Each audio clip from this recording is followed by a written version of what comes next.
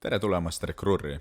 Käesolevas videos näitame, kuidas käib Recruuris konkursi loomine pluss töökuulutuse tegemine, kandidaatide lisamine, kandidaatide valideerimine ja tööprotsessi kujundamine.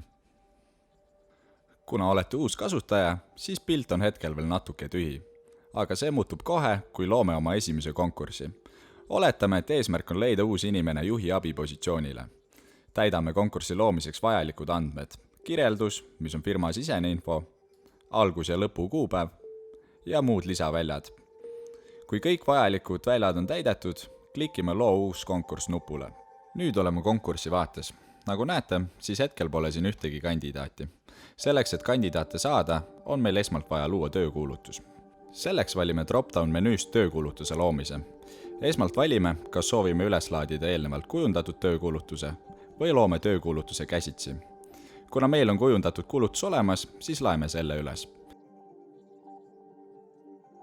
Lisaks paneme kuulutusele juurde meie firma logo ja ongi kuulutus loodud.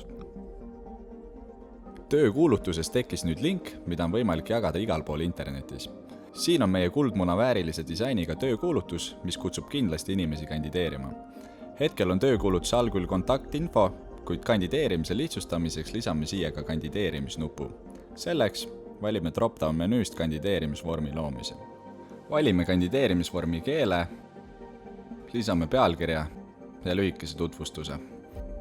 Paneme ka siia meie firma logo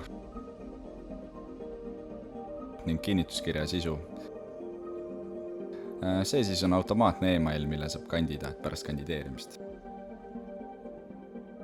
Sõnum peale kandideerimist on teavitustekst, mis kuvatakse kandidaadile kohe pärast kandideerimisvormi täitmist. Näiteks suured tänud kandideerimast. Lisaks on võimalik esitada kandidaadile küsimusi, millele saab vastata teksti, valik või rippmenüü vastustega. Kui kõik on tipp-topp, siis vajutame nupule ja näeme, et tekkinud on kandideerimisvormi link, mida on samuti võimalik igal pool internetis jagada. Kui värskendame töökuulutuse lehte, näeme, et kuulutuse lõppu on ilmunud kandideerimisnupp. Kandideerimisvorm näeb välja siis selline, kandidaat saab siin täita infot, laadida üles oma CV, vastata küsimustele ja ongi kõik. Nüüd vaatame konkursi vaatesse ja näeme, et siia on ilmunud kandidaat Annika. Avame ta profiili ja siit näeme ta infot, vaatame üle ta CV ja küsimuste vastused. Näeme samuti, kas on varem mõnele konkursile kandideerinud ja saame lisada tema kohta kommentaare. Soovitatavalt midagi viisakat ja professionaalset, sest neid näevad ka sinu kolleegid. Kommentaarid kajastuvad tema profiilil ja lisaks näeme seda ka konkursi vaates kandidaadi listis. Lisaks on võimalik siit manuaalselt kandidaate lisada, sellisel juhul tuleb tema andmed meil lihtsalt ise ära täita. Oletame, et konkursile on tekkinud 4 kandidaati, aga 2 neist on mittesobilikud. Selleks, et neist loobuda, märgistame nad mõlemad ära ja lisame neile faasi tühista. Selgitame kolleegidele, miks nad ei sobi antud positsioonile ja saadame mõlemale ka e-maili.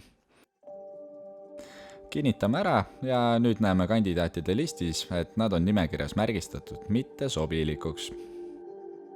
Kuna teised 2 kandidaati on sobilikud ja soovime nendega kohtuda, siis lisame neile faasi nimega intervjuu. Paneme ka kommentaari täpsemate detailidega ja vajadusel saame neile ka e-maili saata, kuid hetkel me seda teha ei soovi.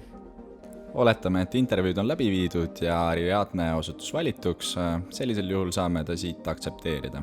Valime tööle asumise kuupäeva, lisame kommentaari ja saadame talle e-maili lisainfoga. Tema uus staatus on nüüd kajastatud ka kandidaatide nimekirjas. Selline näeb välja lihtsustatud värbamisprotsess Recruuris. Loomulikult pakub Recruur palju muid võimalusi. Proovige ise järgi ja kui tekib küsimusi, siis andke julgelt märku.